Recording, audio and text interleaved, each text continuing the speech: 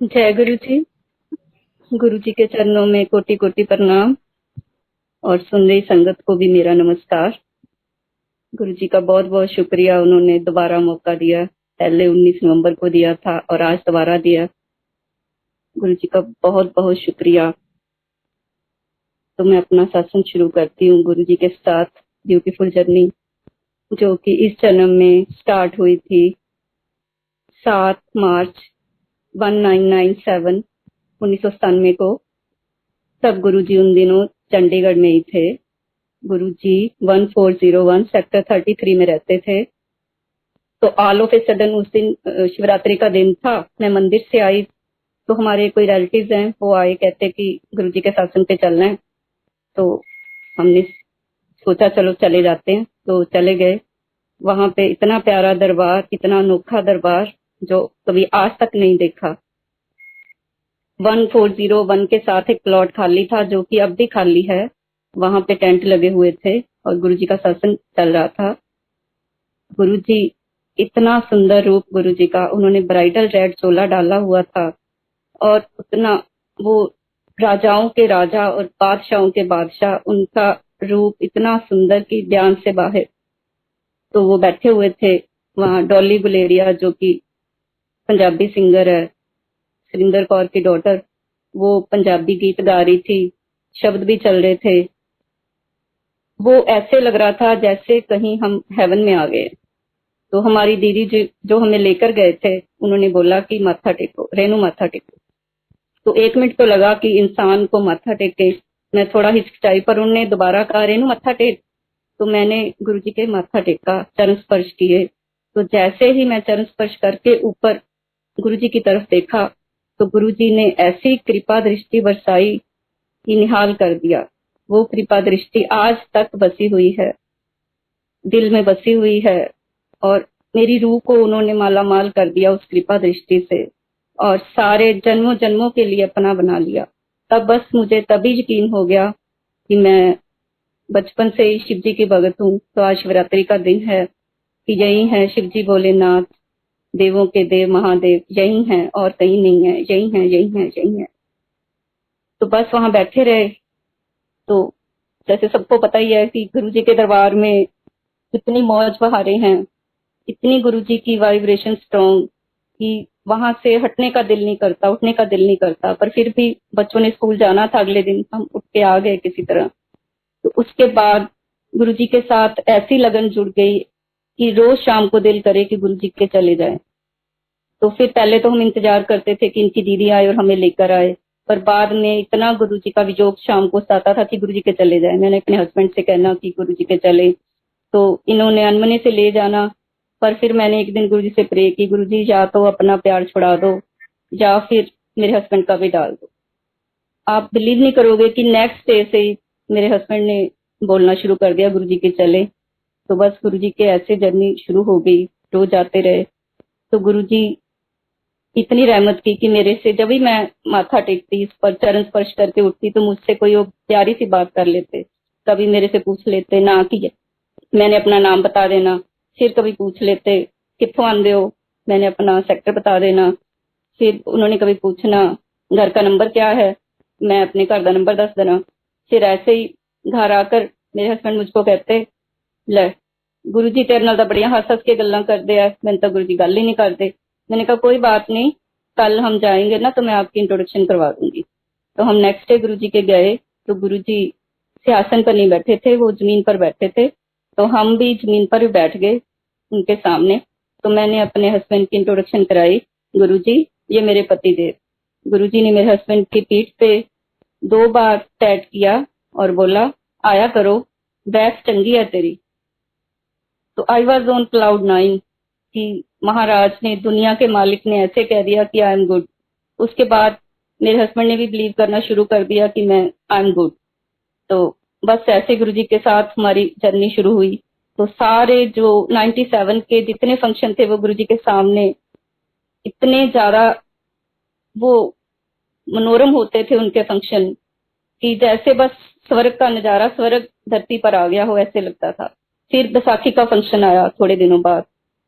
तो वैसे ही जो 1401 के साथ वाले प्लॉट में टेंट लग के गुरुजी का फंक्शन चल रहा था बैसाखी का, तो गुरुजी के सामने लाइनें लगती थी, चरण स्पर्श करते थे, तो गुरुजी के हाथ से प्रसाद लेके फिर बैठ जाते थे। गुरुजी ने पहले तो अमृतियों का प्रसाद दिया, तो वो मिला। फिर उसके बाद गुरुजी के आगे लाइन लगी हुई थी, वो कैसेट प्रसाद दे रहे थे। तो मेरे भी मन में इच्छा हुई कि मेरे को कैसेट प्रसाद मिल जाए तो अच्छा लगेगा, तो मैं लाइन में लगी। पर जब मैंने माथा टेक के परे तो उन्होंने मेरे को कैसेट नहीं दी, तो मेरे मन में थोड़ा सा ऐसे हो गया। तो फिर 1-2 दिन बाद हम जब गुरुजी के सामने बैठे हुए थे गुरुजी के सत्संग में, तो एक नवराज अंकल ने आके मेरे को 2 कैसेटें दी। तो मेरे को बड़ी खुशी हुई, चलो बैसाखी को नहीं मिली तो अब मिल गई। तो मैंने फिर जब वापस जाने लगे तो मैंने नवराज अंकल मेरे को बाहर मिल गई। मैंने कहा कि नवराज अंकल आपने खुद दी है मुझको कैसेटें? तो नवराज अंकल ने मेरे को बोला कि नहीं, साडी की औकात है ਤੁਹਾਨੂੰ कैसेटां देन दी, ਇਹ ਤਾਂ गुरु जी ने कहा सी कि रेड सूट वाली आंटी ਨੂੰ दिया ਤਾਂ मैं दे के गया। तो मेरा मन आत्म विभोर हो गया कि गुरु जी ने चलो उस दिन नहीं तो आज मेरे पे दया की। मेरे को बहुत अच्छा लगा।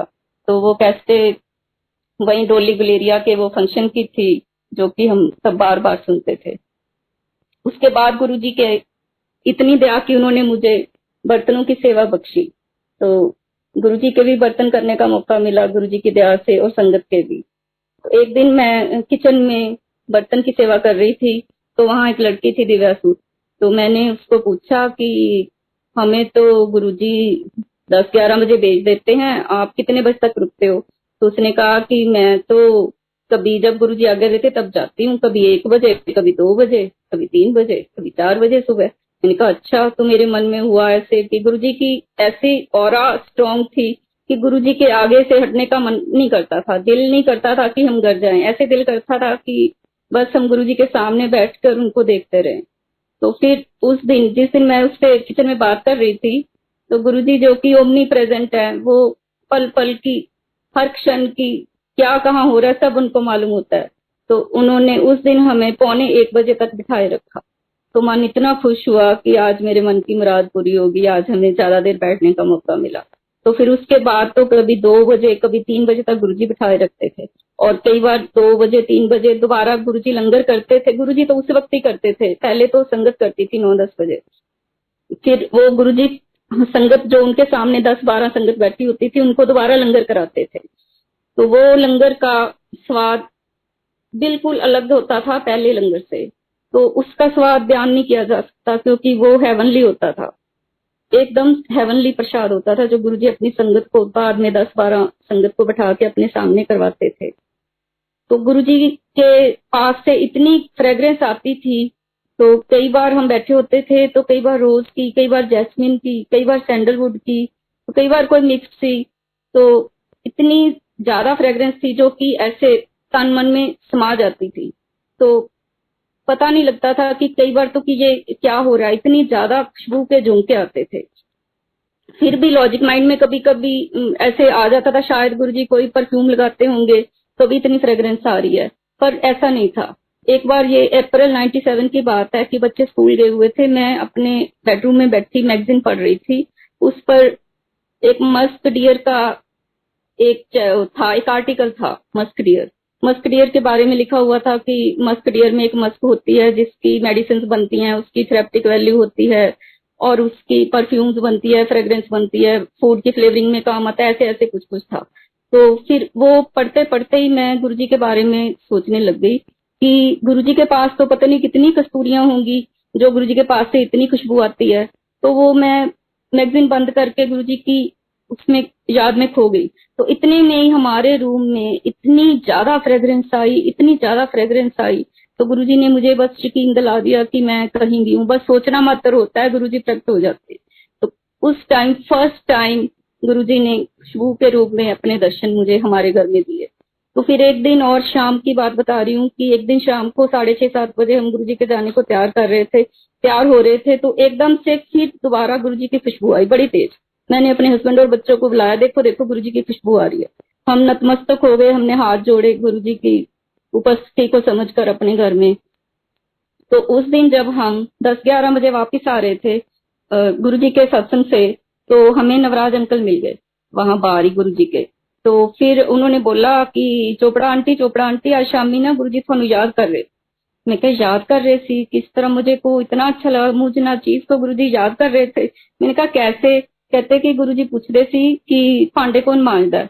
फिर मैं दस्या उन्होंने कि वो आंटी है, को आंटी की चोपड़ा आंटी है। तो मुझे मन में इतनी खुशी हुई कि गुरु जी ने मुझे याद किया और हमारे घर में गुरु जी की खुशबू आई।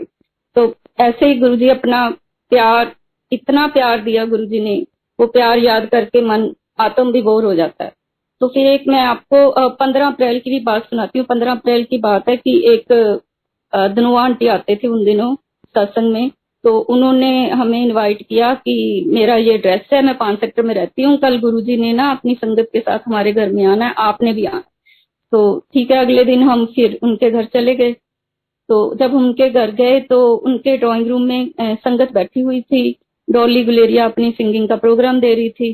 तो गुरुजी के चरण स्पर्श करके, तो क्योंकि ऑलरेडी संगत बैठी हुई थी, तो मेरे को जो स्थान मिला वो गुरुजी के अबाउट 10 फीट, गुरुजी के सिंहासन के 10 फीट बिहाइंड मिला। तो फिर मेरा मन ना लगे, तो मेरे को ऐसे लगे कि गुरुजी तो मेरे को देख ही नहीं सकते। वैसे जैसे ही मैंने मन में सोचा कि गुरुजी तो मेरे को देख ही नहीं सकते, मेरे को जहाँ सीट मिली है। तो इतने में ही गुरुजी ने 45 डिग्री के एंगल में अपना हेड टर्न किया।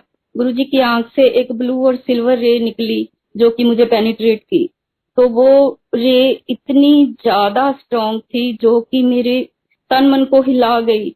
मेरे अंदर उसने ऐसे जैसे करंट, पता नहीं कितने वोल्ट का करंट होता है, उस पता नहीं गुरुजी ने कितनी कृपा की होगी मेरे को, जो कि गुरुजी को ही पता है, मेरे को नहीं पता हो सकता।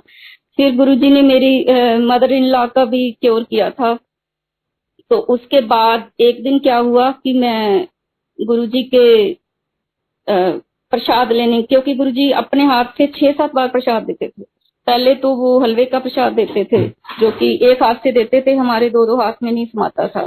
तो हम खा के आगे फिर बैठ जाते थे। फिर कभी वो आवाज देते थे कि लड्डुआं दे शकीन आ जाओ, फिर लड्डू वालों की लाइन लगती थी। फिर कभी कहते थे बर्फी वाले शकीन आ जाओ, बर्फी की लाइन लगती थी। इस तरह पता नहीं कितना कितना प्रसाद एक एक दिन में खिला देते थे। आधी आधी रात को तो कोई जो फॉरेन से भगत आते थे वो चॉकलेट्स वगैरह लेके आते थे, फिर उसका चलता 7-7 8-8 बार तो कई बार वो चाय प्रसाद ही पिला देते थे। तो गुरुजी ने इतनी मौजें कराई, आज भी हमें आश्चर्य होता है कि हमें गुरुजी एक ही दिन में कुछ घंटों में इतना इतना कुछ कैसे खिला देते थे। वो समझ से बाहर है, आज भी समझ से बाहर है। तो फिर एक बार गुरुजी ना पंडितों के जाने के भी बहुत खिलाफ थे। तो वहां पर उन दिनों एक डेली सनशाइन अखबार छपता था, उसके एडिटर आते थे। तो एक बार मैं बैठी हुई थी, वो जो डेली सनशाइन वाले अंकल थे उनकी वाइफ थी। तो वो गुरुजी के कमरे से ना अपनी साड़ी का पल्लू मुंह में ठूस के बाहर आई। तो बड़ी एम्बेरस थी। तो मैंने कहा क्या हो गया, तो प्लांटी क्या हो गया?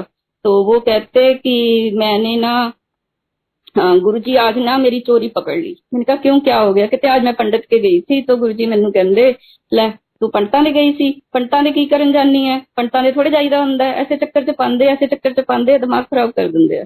चलो उस दिन सुन लिया।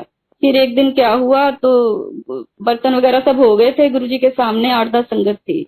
तो एक ना 40-45 साल के एक अंकल आए गुरुजी के पास। अब वो अभी दरवाजे के पास ही थे। तो गुरुजी ने उनको बोला कि और की हाल है तेरा, आ गया तू?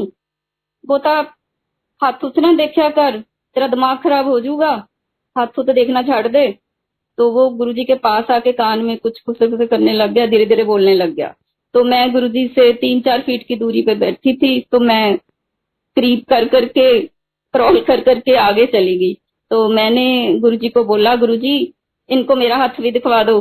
तो गुरुजी ने ऐसे ना बोल दिया। फिर मैं फिर वापस आ गई। तो फिर मुझे इतनी शर्म आई। आज भी मैं सोचती हूँ कि दुनिया के मालिक जो कि लकीरें बदल सकते हैं, वो मैं उनको बोल रही हूँ कि मेरा हाथ दिखवा दो। वो मेरी कैसी मूर्खता थी, गुरुजी माफ कर दो। आप दुनिया के मालिक जो लकीरें बदलते हो, मैं आपको रिक्वेस्ट कर रही हूँ कि मेरा हाथ दिखवा दो। ये मेरी बिल्कुल मूर्खता थी। तो गुरुजी प्लीज मुझे माफ कर दो। फिर थोड़े दिनों बाद राखी का त्योहार आया। तो मैंने पता ही नहीं क्या हुआ, उस दिन शाम को जाने लगे तो जैसे कोई अदृश्य शक्ति ने मेरे को बोला हो कि राखी अपने पर्स में डाल ले। तो मैंने एक राखी एक अपने पर्स में डाल ली। तो फिर मैं वहां के गुरु जी के आगे सत्संग में बैठ गई। इतने में क्या हुआ कि एक लाइन लग गई, तो जैसे रोज लगती थी। मैंने सोचा प्रसाद की लाइन होगी, वो पर नहीं, वो सिर्फ आंटियों की लाइन थी। आंटियां लाइन में जाके गुरु जी के राखी बांध रही थी, क्योंकि मैंने बचपन से ही शिव जी भगवान के राखी बांधी है। We are 4 sisters. तो मैं बचपन से ही मैंने शिव जी भगवान के राखी बांधी है। तो उस दिन साक्षात मुझे मौका मिल गया भगवान के राखी बांधने का। जब मेरी बार, वो गुरुजी कुछ आंटियों से राखियां बंधवा रहे थे, कुछ आंटियों से हाथ में ही ले रहे थे, पर गुरुजी इतने कृपालु, इतने दयावान, उन्होंने मेरे से राखी बंधवा ली। गुरुजी की कलाई पे राखी सजाने का मौका मिला मुझे। मैंने अपने आप को बहुत भाग्यशाली समझा। तो फिर इतने में ही एक आंटी के पास एक सिंदूर की डब्बी थी, तो मैंने उनसे बोला कि आंटी प्लीज दे दो, तो उन्होंने मुझे दे दी। तो मैंने अपनी फिंगर से गुरुजी के फोरहेड पे ओम नमः शिवाय बोल के टिक्का भी लगा दिया। तो फिर मैं वो सिंदूर की डब्बी बंद करके मैं अपने अपने पास रख ली। तो उसके बाद फिर मैंने सोचा, फिर वो आंटी मेरे को दिखी नहीं उस दिन। तो मैं अगले दिन जब गुरुजी के जाने लगी, मैंने कहा सिंदूर की डब्बी ले लेते हैं, वो अपनी उस आंटी को वापस कर देंगे। जब भी मैंने वो डब्बी खोली, उसमें सिंदूर नहीं था, वो तो वेलवेट की डब्बी थी, जो राखी की खाली केस होगा जिसमें। पर फिर भी गुरुजी की ऐसी दया, उन्होंने मुझे अपना फोरहेड छूने का मौका दिया। तो गुरुजी धन्य हो आप, आपने मेरा जीवन धन्य कर दिया। अपने फोरहेड को टच करवा के आपने मेरा जीवन धन्य कर दिया। तो फिर एक दिन की और मैं बात सुनाती हूँ कि एक दिन हम बैठे हुए थे, तो गुरुजी के पास प्रसाद आया। तो वो लड्डू का प्रसाद था बेसन के, तो वो बेचते थे। मेरी बारी आने तक चूरा बुरा सा रह गया था। तो उन्होंने, जब मेरी बारी आई, तो उन्होंने मेरे हाथ में प्रसाद दिया और अपनी फिंगर्स ऐसे जोर से टैप भी की हाथ पे। फिर पता नहीं उनके मन में क्या दया आई, क्या दया आई, उन्होंने मेरा ना राइट रिस्ट बहुत जोर से पकड़ ली और मेरे को पूछते हैं कि तू मेरी कच्ची चेली है कि पक्की। तो संगत जी, मैं वैसे बहुत टॉकेटिव हूँ, पर गुरुजी के आगे जुबान नहीं खुलती थी। गुरुजी की इतनी स्ट्रांग ओरा, इतनी स्ट्रांग वाइब्रेशन, जुबान नहीं खुलती थी। गुरुजी के आगे कुछ बोला नहीं जाता था। तो उन्होंने जब बड़ी देर मेरी कलाई पकड़ी रखी, तो फिर I could say only this, Guruji थानू तो पता ही है, पर आज मेरा दिल करता है कि मैं चिल्ला चिल्ला के कहूँ, गुरुजी पक्की पकोड़, पक्की पकोड़, पक्की पकोड़, मैं आपकी पक्की पकोड़ चेली हूँ। मैं तब नहीं बता सकी गुरुजी, आज बता रही हूँ कि मैं आपकी पक्की पकोड़ चेली हूँ। फिर ऐसे ही 30 अक्टूबर का दिन आया, दिवाली थी। तो उस दिन गुरुजी ने अपने हाथ से इलायची मिश्री का प्रसाद दिया। तो उसके बाद फिर वो गुरुजी चले गए, चंडीगढ़ से चले गए। उसके बाद वो चंडीगढ़ आते से तो थे फंक्शंस पर वो रहने नहीं आए। उसके बाद चले गए। उसके बाद हमारी क्या हालत हुई होगी, हमारी क्या हालत हुई होगी कि आप सोच सकते हो कि हम रोज गुरुजी के जा रहे हैं, रोज गुरुजी के जा रहे हैं, लेकिन पर एकदम गुरुजी जिंदगी से ऐसे फिजिकली चले गए तो पागलों जैसी हालत हो गई थी। तो पागलों जैसे ऐसे इधर उधर घूमते थे कि शायद गुरुजी का कुछ पता लग जाए, गुरुजी की कुछ खबर मिल जाए। बस जाते थे उधर हम 33 में, तो वो बोलते थे गुरुजी नहीं मिलेंगे। बस ऐसे ही जिंदगी एकदम से वीरान सी हो गई। फिर एकदम अप्रैल 98 में एक कार्ड आया। वो इनविटेशन कार्ड था, उदयपुर में गुरुजी ने किसी केमिकल प्लांट का इनॉग्रेशन करना था। तो हमें इनवाइट आया। इतना मन में चाहो कि गुरुजी को देखेंगे, गुरुजी से मिलेंगे। तो फिर चंडीगढ़ से हम 27 आवर्स की जर्नी करके उदयपुर पहुंचे। तो गुरुजी ने दर्शन दिए साक्षात और निहाल कर दिया, अपने दर्शनों से निहाल कर दिया। तो फिर उन्होंने हर एक फैमिली को एक चांदी का गिलास भी दिया। तो चांदी का, फिर उन्होंने एक स्टेयरकेस था लोहे का, वहां चढ़ के उन्होंने केमिकल प्लांट का इनॉग्रेशन किया। तो मैं गुरुजी के इतना पास थी। तो गुरुजी जब सीढ़ियां उतर रहे थे नीचे, तो मैं उनको नीचे ला सकती थी, उनके साथ नीचे आ सकती थी, पर मैं परे हो गई। मुझे आज तक इस बात का रिग्रेट है कि मैंने वो इतना अच्छा अपॉर्चुनिटी खो दिया। मैं गुरुजी के साथ नीचे आ सकती थी। पता नहीं गुरुजी मेरे को क्या कल्याण करना चाहते होंगे, जो मैंने खो दिया, मिस कर दिया। सॉरी गुरुजी। फिर मैं आपको अब बता रही हूँ कि 2011 की बात बता रही हूँ। कि मेरे को थायराइड हो गया। मैंने ऑल बॉडी चेकअप करवाया तो उसमें मेरे को थायराइड आया, TSH। जो डॉक्टर ने किया था वो मेरी फ्रेंड थी, उसने कहा कि मेरे हस्बैंड से आप मेडिसिन लिखवा लो थायराइड की। फिर उसने पता नहीं क्या मन में आया, कहती कि नहीं आप ना, हमारी लैब इतनी अच्छी नहीं है, आप ना कहीं रिप्यूटेड लैब से करवा लो, फिर दवाई खाना शुरू करना। तो मैं काफी टेंशन में आ गई, कि मेरी मॉम को भी है, मेरी सिस्टर को भी है, कहीं मेरे को ना थायराइड हो जाए, सुबह सुबह दवाई खानी पड़ेगी। पर फिर भी मैंने ये नहीं कहा गुरुजी मेरे को ठीक कर दो। पर गुरुजी जो कि अंतर्यामी है, अपने भक्तों का दुख नहीं देख सकते। तो एक आहूजा अंकल के घर उधर एक सत्संग था पंचकुला में, तो वहां पे हम बर्तनों की सेवा कर रहे थे। तो अंदर एक अंकल, चंडीगढ़ के सैनी अंकल है, वो सत्संग कर रहे थे। तो उन्होंने कहा हमें बाहर बर्तनों का शोर भी था, बच्चों का भी शोर था, कुछ सुना कुछ नहीं सुना, थोड़ा सा ऐसे सुना कि गुरुजी ने मेरी गोली छुड़ा दी। तो इतने में ना वो सैनी अंकल बाहर वो वाटर की बोतल लेके आए। वो वाटर की बोतल लेके आए अपने जल प्रसाद की। तो उन्होंने अपने हाथ वगैरह धोए होंगे, जब कुछ हुआ होगा, मैंने आवाज दी कि सैनी अंकल इधर आओ, हमें भी सत्संग सुनाओ, वो जो आप अंदर क्या सुना रहे थे, गोली वाला सत्संग। तो उन्होंने पता नहीं क्या हुआ, जब वो मेरे से बात करने आए, उन्होंने मेरे ना फेस पे दोनों हाथों से अपना जो जल प्रसाद था स्प्रिंकल कर दिया। उन्होंने वो अनजाने में किया, लेकिन मुझे यकीन हो गया कि ये गुरुजी ने उनसे करवाया है। तो हम घर आए उस दिन। तो उसके बाद नेक्स्ट डे मैंने PGI से अपना टेस्ट करवाया, जो कि बिल्कुल नॉर्मल आया। तो उसके बाद से मुझे कभी थायराइड का ना कभी सुना, ना कभी, मतलब बिल्कुल गुरुजी ने बिल्कुल होने से पहले ही, दवाई लगने से पहले ही क्योर कर दिया। जय गुरुजी, आपकी महिमा अपरंपार है। अब मैं आपको बच्चों की पढ़ाई का भी बता रही हूँ कि बच्चों की पढ़ाई का कैसे गुरुजी ने गाइड किया। जब मेरा एल्डर सन 10th में था तो हमने गुरुजी को पूछा, तो गुरुजी क्या करवाएं। तो गुरुजी ने बोला कि मैंने पूछा गुरुजी मेडिकल या नॉन मेडिकल, गुरुजी ने कहा आर्ट्स कराओ। तो पर मेरे हस्बैंड इंजीनियर, तो उन्होंने बोला कि नॉन मेडिकल कर ले। तो मेरा बेटा पूछने गया नॉन मेडिकल कर लूं गुरुजी?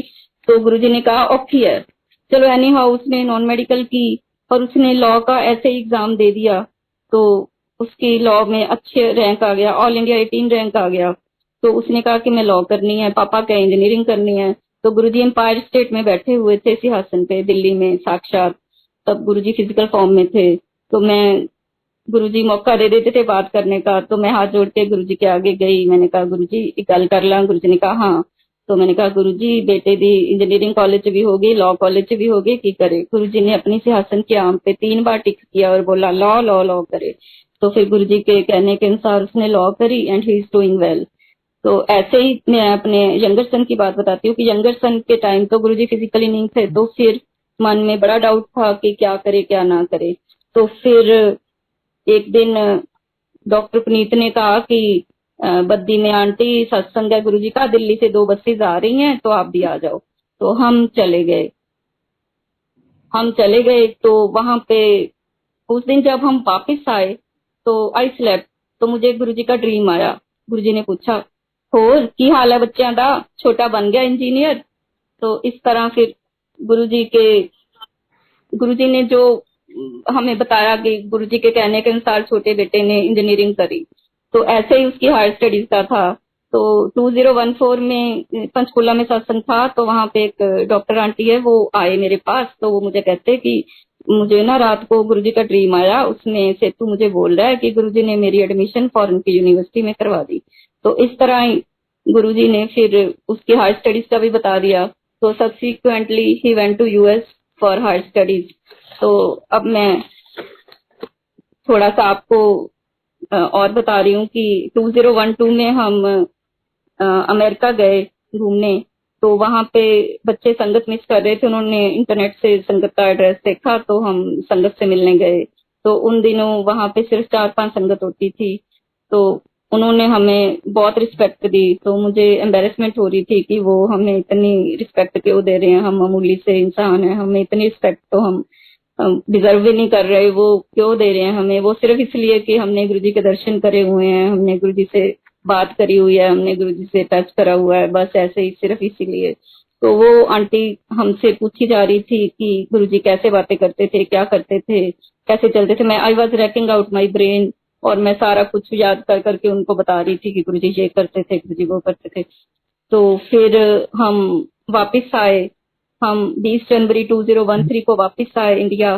तो हम मिडनाइट आए तो मैं सोई, तो अराउंड 4 AM मुझे ड्रीम आया। गुरुजी ने मुझे कृष्ण जी के दर्शन कराए। तो it was a long dream, about 2 hours long. तो गुरुजी वो कृष्ण जी के रूप में, कृष्ण जी बांसुरी बजा रहे हैं, उनके साथ उनके 4-5 सखा हैं। तो it was so blissful dream, so blissful to soul, so blissful to body, so blissful to mind. Guruji ने पता नहीं मेरे मन में इतना, उन्होंने इतना ज्यादा वो करा। तो तभी फिर सुबह फिर अमेरिका वाली आंटी का मेरे को फोन आया कि आंटी मैंने आपसे बात करनी। मैंने कहा बाद में करते। नहीं, कहती मैंने आंटी आपसे बात करनी है। तो मैंने ये बताना है कि मुझे रात को कृष्ण जी के दर्शन हुए। तो जैसे कि मैंने उनको बताया था कि गुरुजी संगत को गुरु नानक के, कृष्ण जी के, राम जी के, हनुमान जी के दर्शन कराते हैं, तो गुरुजी को ये अच्छा नहीं लगा कि मैंने ये क्यों बोल दिया कि संगत को दर्शन करा सकते हैं। चाहे मेरे भाग्य में था या नहीं था, पर उन्होंने, वो सर्वसमर्थ प्रभु, वो तो मेरे को भी दर्शन करा सकते थे। तो इसलिए उन्होंने मेरी, वो तब वहां सुन रहे थे कि मैं क्या कह रही हूँ, तो उन्होंने इस बात को रखा कि वो तो समर्थ हैं, वो मुझे भी दर्शन करा सकते हैं। तो संगत जी, अब मैं रिक्वेस्ट करती हूँ कि मेरा यंगर सन सुखराज चोपड़ा यूएस में है, तो वो अभी ज्वाइन करेगा प्लीज। वो संगत सत्संग शेयर करेगा प्लीज। संगत जी, जय गुरु जी। संगत जी, जय Guru ji Maharaj to everybody. This is Sukhraj Chopra from Guru ji संगत। मैं अभी करंटली एलए में हूँ, कैलिफोर्निया में। तो मैं कुछ सत्संग शेयर करूंगा।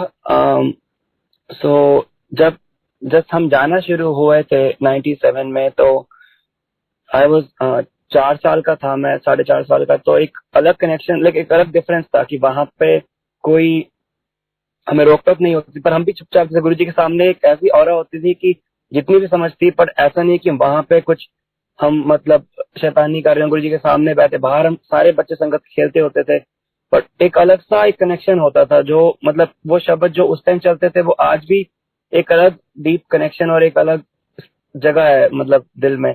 तो वो तब से जर्नी शुरू हुई फिजिकली। तो मैं आऊंगा 2016 में, मैं यहाँ पे पढ़ने आया हुआ था एलए। तो मेरा नी फ्रैक्चर हो गया वाइल प्लेइंग फुटबॉल, नी फ्रैक्चर हो गया। तो यहाँ पे हम अकेले हैं, मेरे फ्रेंड्स मुझे इमरजेंसी में रात को 2 बजे लेकर गए, क्योंकि वो ज्यादा स्वेलिंग हो गई थी। तो उन्होंने उस टाइम पे सारा फ्लूइड वगैरह नी से निकाला एंड सब कुछ। तो उसमें सब कुछ टेस्ट में क्लियर था, जो रिपोर्ट्स मेरे पास अभी भी पड़ी हैं कि वहां पे फ्रैक्चर है। तो इसके लिए 8 हफ्ते बेड रेस्ट करना पड़ेगा। तो चलो ठीक है। तो उसके बाद 1 हफ्ते बाद 4 दिन बाद मेरा यूएससी में ही कॉलेज में ऑर्थोपेडिक सर्जन के साथ अपॉइंटमेंट थी। तो उन्होंने टेस्ट दोबारा किया, तो उस टेस्ट में कुछ नहीं आया। तो वो मुझे कैसे पता लगा कि मैं वहां पे उसके सामने बेंच पे बैठा हुआ हूँ। तो वो कभी मेरी नी को देख रहा है, कभी वो रिपोर्ट देख रहा है। यहाँ पे डिजिटल एक्सरे थे वहां उस टाइम। तो वो जूम इन कर रहा है, फिर मेरे से पूछ रहा है कि यहाँ पे है लेफ्ट नी पे। मैंने कहा हाँ जी यहाँ पे है। फिर उसने फोन किया नीचे टेक्नीशियन को कि तुमने लेफ्ट नी का स्कैन लिया है। उसने कहा हाँ जी इसी स्कैन लिया है, हमारे पास रिपोर्ट है इसके रिकॉर्ड में कि इस लोकेशन पे है, तो हमने उसी लोकेशन का एग्जैक्ट स्कैन लिया है। तो उसकी जो शक्ल पे एक जो मतलब बेविल्डरनेस थी कि वो मतलब ऐसी थी कि लाइक आई न्यू कि एक गुरुजी हैं। I was like thank you Guruji, मतलब। बट उसने बोला देखो जी ऐसा है कि आपके फ्रैक्चर तो है, क्योंकि आपकी रिपोर्ट में आया था लास्ट वीक। अब 4 दिन में तो हील नहीं होता फ्रैक्चर नी का। तो हम आपको, और अब दिख नहीं रहा है आज, बट बिकॉज इट्स नी की बात है और आप अभी यंग हैं, पूरी लाइफ आपको आगे निकालनी है, तो आई वुड रिकमेंड कि आप अपना प्रिकॉशंस पूरे लें। We will keep on checking. आप अगले 4 हफ्ते बाद दोबारा आए हमारे पास, हम चेक करते रहेंगे। But I would not recommend आज की रिपोर्ट के बेस पे कि आप नॉर्मल चलना फिरना शुरू हो जाए। तो मैंने वो मानते, बट मुझे पता था कि गुरुजी महाराज ने ब्लेस कर दिया है वहां पे, बिकॉज माई पेरेंट्स चंडीगढ़ में संगत, everybody was so much under tension and they were so sad कि ऐसे मैं यहाँ पे अकेला हूँ और I have to undergo this. पर गुरुजी की मेहर से मेरे अंकल ने हमें मुझे रखा है। लाइक 8 हफ्ते मैंने बेड पे ही रहा। I did not take any chance, but एक जो फीलिंग थी कि गुरुजी ने ब्लेस कर दिया, that was just like beyond explanation. तो उसके बाद मैं रिसेंटली लास्ट ईयर का शेयर सत्संग करूंगा। तो यहाँ पे जब कोविड फैलना शुरू हुआ तो 18 मार्च का दिन था। तो कैलिफोर्निया में गवर्नर का रिकमेंडेशन आया कि इमीडिएटली कल से it will be a shutdown. तो जो भी नॉन एसेंशियल बिजनेसेस हैं उन लोगों को बंद करना पड़ेगा और सिर्फ एसेंशियल बिजनेस खुलेंगे। सो मैं एक स्किन केयर ब्रांड में काम करता हूँ यहाँ पे। तो हमारी कंपनी एसेंशियल में क्लासिफाई नहीं होती थी बिकॉज हम सैनिटाइजर वगैरह जो चाहिए थे या जो मेडिसिन थी हम नहीं बनाते, तो हमारी company would have had to shut down. तो और मेरा वीजा का ऐसा सीन था कि मेरा वर्क वीजा का लास्ट चांस था। यहाँ पे लॉटरी होती है H1B वर्क वीजा के लिए।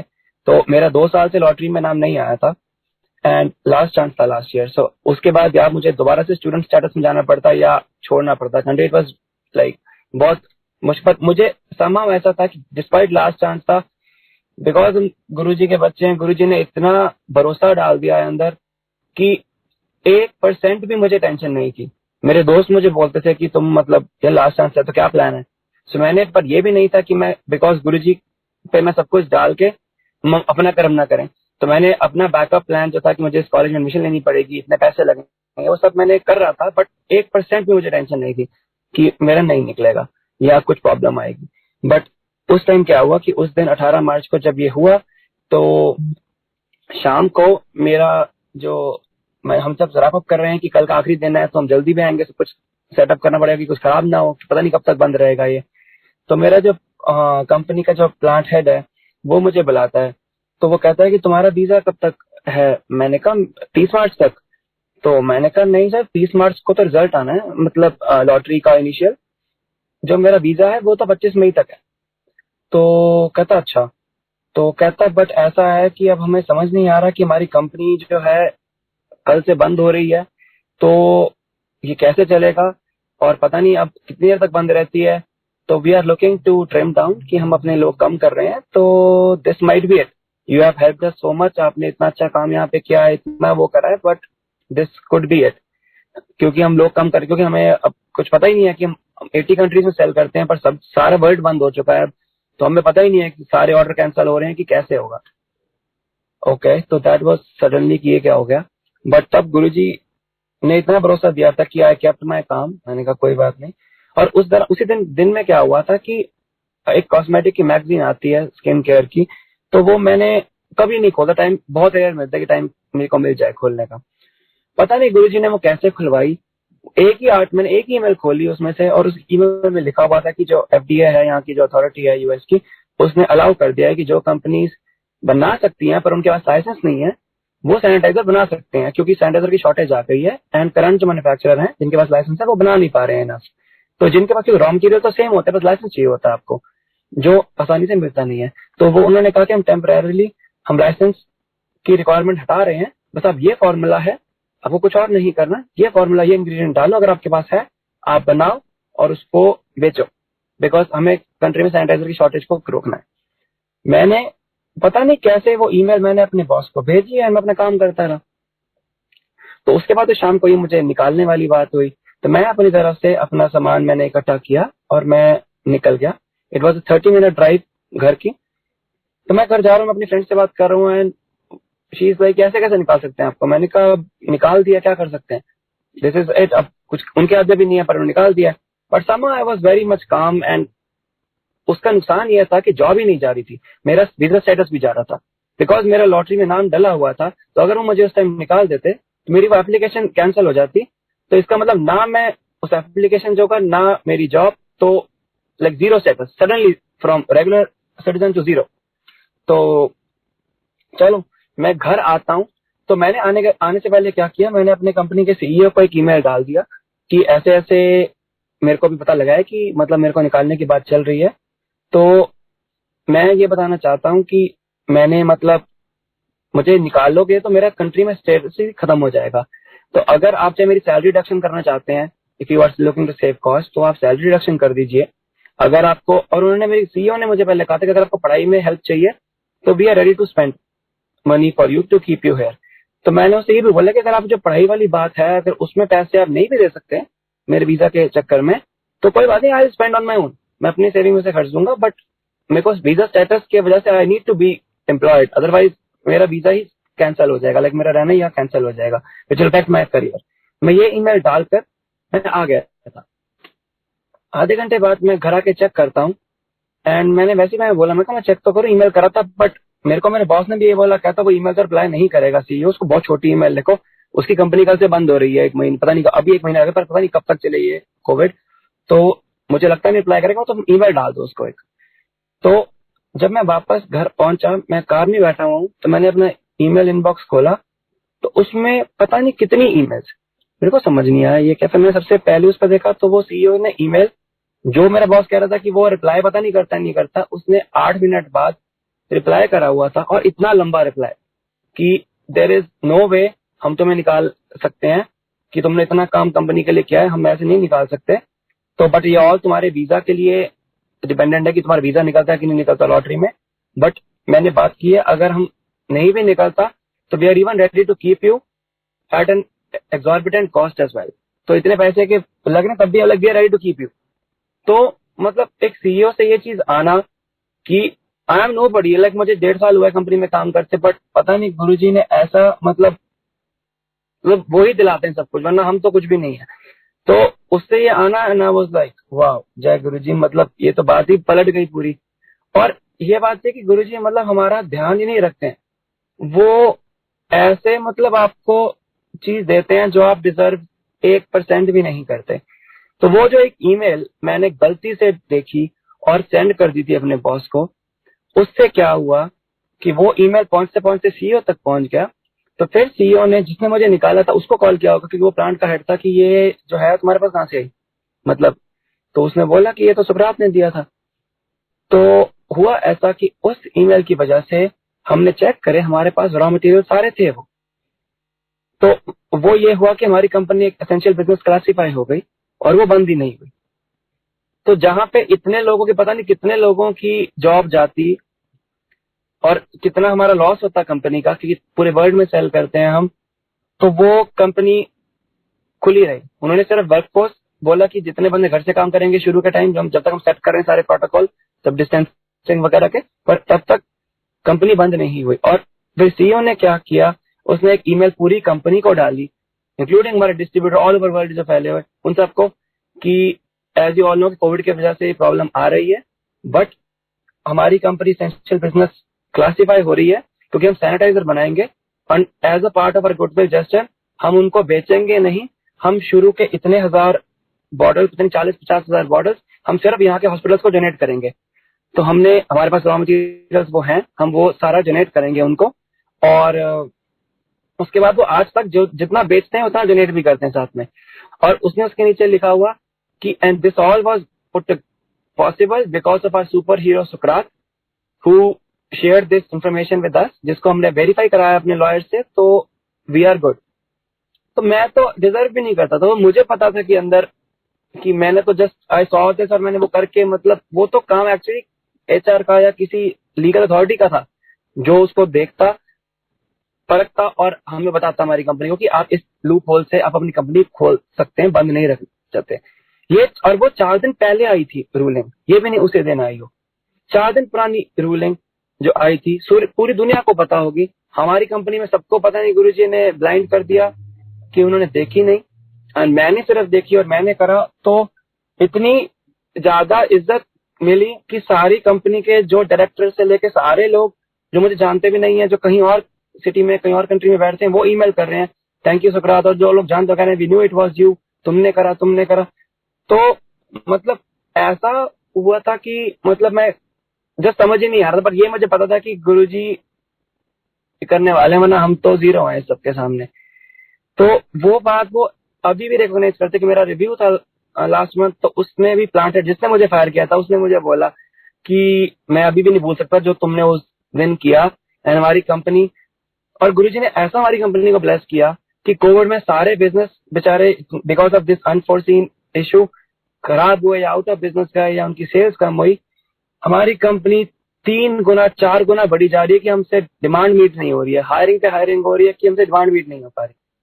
So this is what Guruji does. मतलब वही है कि जब गुरुजी नजर पैचे तो फिर मतलब वारे न्यारे होते हैं। तो वो एग्जैक्ट हुआ और मतलब इट वाज जस्ट अनइमेजिनेबल कि ऐसे कैसे गुरुजी करते हैं। बट दैट्स ऑल गुरुजी। मतलब जहां पे गुरुजी हो वहां पे अपना दिमाग तो मतलब छोड़ो, जस्ट एंजॉय द प्लेस। तो विदाउट टेकिंग मोर टाइम, मैं बस एक वन लास्ट सत्संग शेयर करूं before my father can share in India. कि दिसंबर में जब कोविड यहाँ पे कैलिफोर्निया में एलए में पीक पे था, तो I was diagnosed with Covid and मेरी फैमिली को अक्टूबर में होके सबको इनको चुका था। तो मुझे सब कुछ मतलब एक अंदर से एक फीलिंग थी, पता नहीं that something is about to happen. तो मैंने पहले ही प्रिवेंटिव ऑक्सीमीटर, थर्मामीटर, मेडिसिन जो चाहिए होती है बुखार की, सब कुछ मैंने ऐसे स्टॉक अप करके अपने रूम में रख लिया था। And then start feeling bad, मतलब थोड़ा सा अनवेल, तो मैंने अपने आप को आइसोलेट कर लिया। Result came positive. बट जो गुरुजी ने कहा था कि कोई काम नहीं आता, सिर्फ संगत काम आती है, वो फिर से एक बार और हमेशा, मतलब उसमें कोई वो नहीं है कि उन्हें प्रूव करना है या वो हमें प्रूव करवाना है। वो हमेशा ही ट्रू रहेगा कि मैं यहाँ पे एलए डाउनटाउन में रहता हूँ, तो संगत 40 माइल 50 माइल दूर 2-2 घंटे की ड्राइव करके पूरे अगले 2 हफ्ते वो बेचारे मुझे नॉन स्टॉप खाना देने आते रहे। एंड मेरे लिए नहीं, मेरा रूममेट था, उसको भी कोविड हुआ था। तो वो डिफरेंट वंस ओनली डिफरेंट चीजें, क्योंकि मेरा टेस्ट चला गया था, I could still smell but मेरा टेस्ट नहीं था। तो वो कभी कुछ एंड देन अच्छा तुमने ये खा लिया तो फिर ये नहीं भेजूंगी, मैं वो भेज देती हूँ।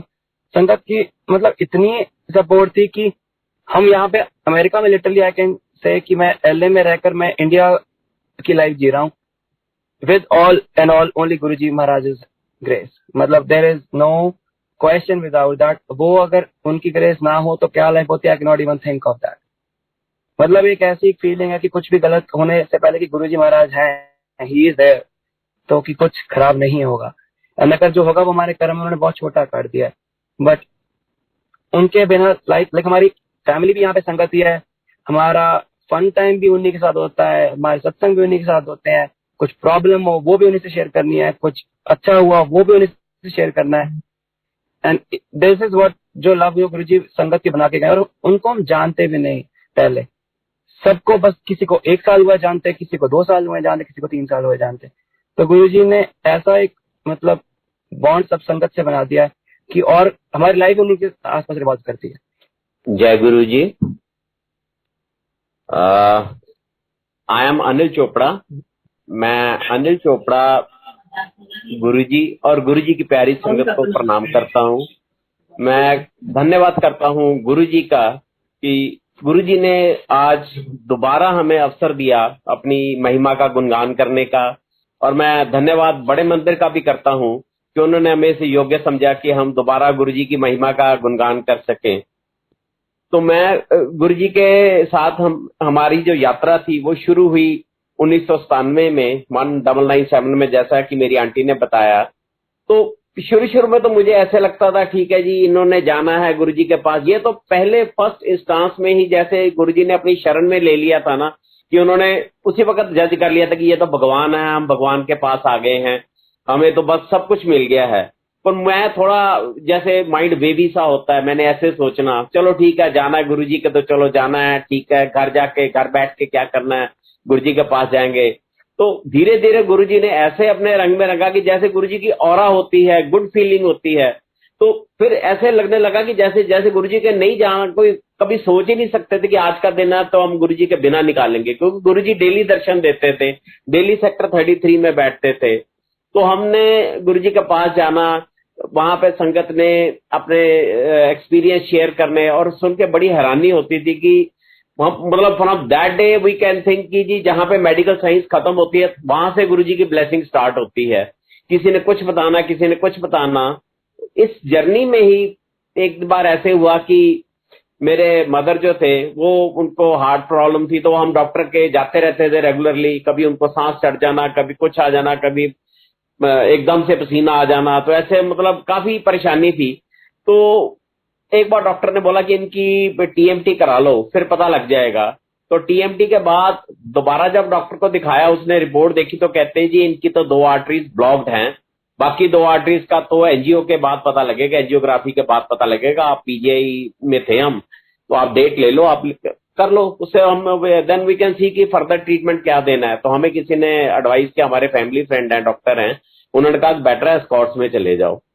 अब एस्कॉर्ट्स में मेरा यंगर ब्रदर दिल्ली में था, उसने डेट वगैरह ले ली। तो इन द मीन टाइम मैंने वैसे ही आया कि जैसे सारी संगत बताती है गुरुजी ने ऐसे कल्याण किया, गुरुजी तो कुछ भी कर सकते हैं। मैंने अपनी आंटी को बोला कि मेरे में तो हिम्मत नहीं है गुरुजी के पास, क्या मैं तो गुरुजी की तरफ देख भी नहीं सकता पास आके। हाँ, हम दूर से बैठे गुरुजी को देखते रहते थे, और गुरुजी ने कभी जाने की आज्ञा करनी तो हमने तो साथ वाले को कहना, जा तुझे बोला गुरुजी ने जाने को, मुझे नहीं बोला।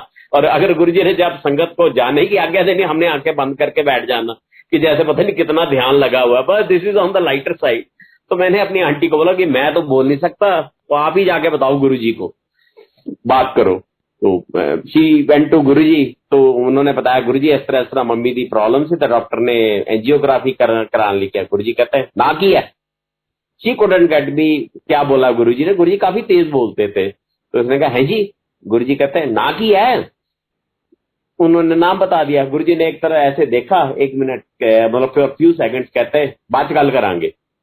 शी केम बैक, उनकी आंखों में आंसू थे। तो एक आंटी ने पूछा भी क्या बात हो गई, कहते हैं ऐसे ऐसे गुरुजी देखो सबका कल्याण करते हैं, मैंने बोला तो गुरुजी कहते हैं बात गल करांगे। कहते फिर क्या है, जब माथा टेकोगे जाने के वक्त फिर बोल देना गुरुजी को, गुरुजी ने कौन सा मना करना है कि ये थोड़ा एक बार बोल दिया तो आप दोबारा नहीं बोल सकते। तो गुरुजी ने जब जाने का, गुरुजी ने आज्ञा दी हमें जाने को, तो माथा टेका मेरी आंटी ने गुरुजी को।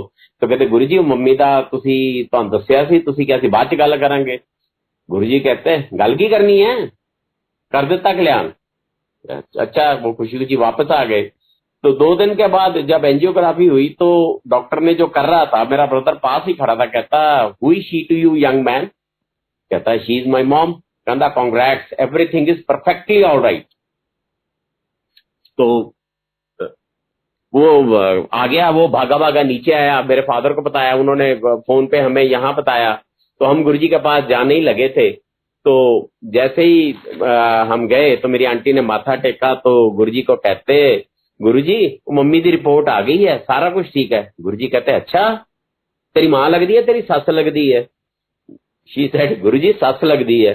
गुरुजी कहते हैं तू सस का कल्याण कराया, नूंहां तो जैलसी कर दी ससा तो, तू सस का कल्याण कराया। उस तो बाद गुरुजी ने मेरी आंटी का नाम ही रख दिया नू सस, बैठी है नू सस। और किसी ने आना, ए देखो एक कुड़ी संगत संता तो सस का कल्याण करा के गई है। ऐसे गुरुजी के साथ हमारी यात्रा चलती रही है। एंड आई कैन से कि वो हमारा गोल्डन टाइम था। अगर कोई आज मुझे बोले ना कि if I can turn the clock back and wish what you want, तो मैं तो यही कहूंगा मुझे वो दिन वापस कर दे जो हमने गुरुजी के साथ बिताए थे।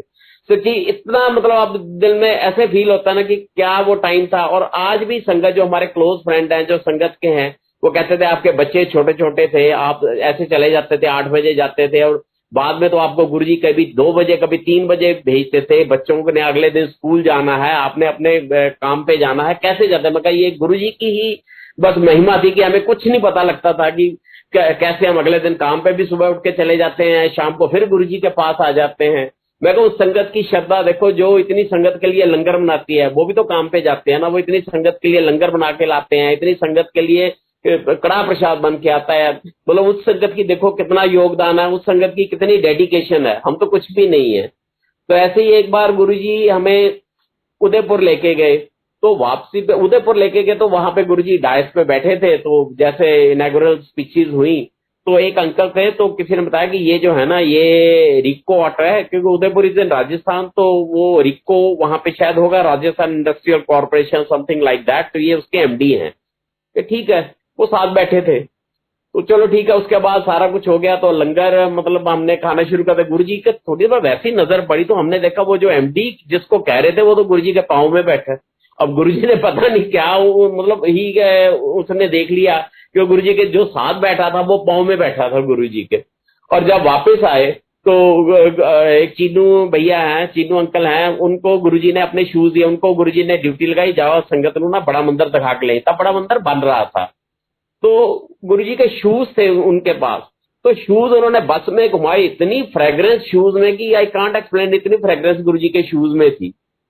तो ऐसे हैं गुरुजी। और गुरुजी संगत का इतना ख्याल रखते हैं। ऐसे ही एक बार 98 दिसंबर में ही हम मसूरी में थे, तो हम वापस आए, तो बच्चों ने कहा नहीं गुरुजी के पास जाना, न्यू ईयर तो गुरुजी के साथ में बनाना है। तो हम आगे दिल्ली आ गए, instead of coming to Chandigarh हम दिल्ली आ गए। तो इतनी फॉग थी कि हम बड़े मंदिर जा नहीं सके, हम इतनी फॉग थी कि हमें रास्ते में ही वापस आना पड़ा। तो हम अगले दिन चंडीगढ़ आ गए। तो फैब में हम फिर दिल्ली गए, तो कोई शादी थी, तो हम फटाफट शादी में शक्ल दिखा के वापस आ गए गुरुजी के पास। अच्छा, गुरुजी एम्पायर स्टेट में बैठते थे और गुरुजी जल्दी संगत को आज्ञा दे देते थे। इट में भी 10 और 10:30। तो माई aunty was ahead of me, मेरे आगे थे। तो जैसे ही वो एंटर किए तो गुरुजी कहते एक टाइम आंदा आंटी, शी सेड गुरुजी उनस तो दिसंबर च भी आए सी, तुहाडी आज्ञा नहीं सी, तुहाडी आज्ञा तो बिना तो कोई आ नहीं सकता। तो उन्होंने असी नहीं सी, तुहाडी आज्ञा असी नहीं आ सके। चलो, अब गुरुजी को सबका पता है, इतना ख्याल संगत का रखते हैं। हम बैठ गए और जैसे गुरुजी को पता है कि ये कुछ नहीं खा के आए, ये सीधा बस मेरे पास भाग के आए हैं, सब कुछ वाइंड अप हो चुका था। तो गुरुजी ने कहा जाओ लंगर करो। हम चले गए किचन के पास, बैठ के हमने लंगर किया। तो जैसे ही लंगर का हमने किया तो मैं तो गुरुजी के पास आके फिर बैठ गया। मेरे आंटी ने प्लेट उठाई और अंदर किचन में धोने चले गए। तो एक सेवादार ने देखा, उन्होंने और बर्तन दे दिए। मुझे बुलाया गुरुजी ने 15-20 मिनट बाद, और बुलाओ ना आंटी नू, अंदर भांडे मांजी जाती पई है। तो मतलब गुरुजी का इतना हमें अपनापन फील होता था ना, भी जैसे कोई साया हमारे ऊपर है, हमारे पास एक इतना रिंग है हमारे चारों तरफ, जो कि गुरुजी हमें कोई आंच नहीं आने देंगे। तो ये इस चीज में हम देखते रहे, ऐसे जर्नी चलती रही। और एक मुझे याद है कि एक क्लियर फॉर्म में एक बार गुरुजी आए, और वैसे ही हम जैसे पास में बैठे हैं, तो किसी ने जाना गुरुजी, अच्छा कल तू जाना है। जिसने साउथ जाना था गुरुजी ने मना कर दिया। ये 2004 की बात है। हमने कहा भाई गुरुजी की मौज है, मना किया, और तभी पता लगा कि अगले दिन सुनामी आई है। देखो गुरुजी संगत का कितना ख्याल रखते हैं। तो ऐसे मतलब गुरुजी ने कभी कहीं ले जाना, कभी कहीं ले जाना, और इतना हमने गुरुजी के साथ ना रियल सेंस में गुरुजी ने ना, मैं एक्सप्लेन नहीं कर सकता कितना प्यार दिया। एक बार ऐसे ही गुरुजी पीएपी कॉम्प्लेक्स में लेके गए, तो वो चीज औरा देखने वाला ही होता था कि रेड बीकन वाली गाड़ियों की लाइन चली जा रही है गुरुजी के पीछे। और जैसे ही पीएपी कॉम्प्लेक्स में एंटर किया, गुरुजी ने वहां पे एक बिल्डिंग का इनॉग्रेट किया। और उस वक्त मैंने फर्स्ट टाइम खली को देखा था। तो मैंने एक आंटी मेरे साथ बैठे थे, मैं कहा aunty see that man, see his hands. Aunty कहते हो माय गॉड। तो इतने में एक पुलिस वाले कोई ऑफिसर बैठे थे मेरे साथ, उन्होंने बताया, कहते हैं जी ये ना रसलर है, हमारे यहाँ सब इंस्पेक्टर है, तो वैसे रसलर है, हमने पुलिस में रखा हुआ है। तो उसको गुरुजी ने ब्लेस किया खली को, और खली पीछे खड़ा रहा, गुरुजी के पीछे खड़ा रहा काफी देर। और अब उसके बाद देखो खली का मतलब कितनी उसको नेम एंड फेम मिला, कहाँ पहुंचा खली। तो ऐसे ही गुरुजी के साथ धीरे धीरे, मतलब जब गुरुजी ने अपना शरीर भी छोड़ दिया, हम एकदम से सोचे। और लास्ट टाइम मैंने एटलीस्ट जब दर्शन किए तो इट वाज बैसाखी। और मैं उस टाइम को याद कर करके अपने को कोसता हूँ कि हम गुरुजी के पास से उठ के आ गए। और उस वक्त ये सदा मासूम गा रहे थे, शायद उस जन्म में मुलाकात होना हो। जब माथा टेका तो गुरुजी ने ऐसे स्माइल किया, और वही हुआ। और मैं रियली उस टाइम को कोसता हूँ कि हमने क्यों गुरुजी को, हमें बहुत जल्दी छोड़ गए गुरुजी। और गुरुजी ये नहीं है कि तब, आज भी हमारे साथ। मैं 2 दिन पुरानी बात बताता हूँ कि इट वॉज मंडे, हम पंचकूला में थे, तो 9 बजे चंडीगढ़ में कर्फ्यू लग जाता है। अवर कार गॉट स्टक। अब मैं अपनी कार के अंदर ही बैठा हूँ, किसी से कोई हेल्प नहीं मांगे, तो सडनली पता नहीं कहां से एक लड़का और लड़की थे, they were in a car, and he stopped, uncle you want any help. मैंने कहा हाँ यार, ये एकदम स्टिक कर गया, कुछ पता नहीं क्या बात बंद हो गई है। And he helped us and we reach home safely. ये गुरुजी ही थे जिन्होंने भेजा। तो गुरुजी संगत का खुद भी इतना ख्याल रखते हैं, और अब भी हमारे साथ हैं। और आई कैन ओनली से कि कोई ऐसा नहीं है कि ये नई संगत है, पुरानी संगत है, सब संगत है। और जो संगत गुरुजी के शरीर छोड़ने के बाद जुड़ी है, उनमें इतनी श्रद्धा है कि मुझे खुद अपने आप पे ऐसे आत्म गिलानी सी होती है कि इनमें इतनी श्रद्धा है, इतनी श्रद्धा है गुरुजी के लिए। हमें तो कुछ भी नहीं है श्रद्धा गुरुजी की इसके मामले में। तो now I tell my son Arastu, he will do सत्संग। जय गुरुजी संगत जी। तो जैसे मेरे फादर ने बताया कि हमारी जर्नी गुरुजी के साथ 97 में शुरू हुई थी। तो गुरुजी का जब हमने जाना शुरू करा तो मेरे को रात को बहुत डर लगता था। मैं बहुत छोटा था और मेरे को बहुत डर लगता था।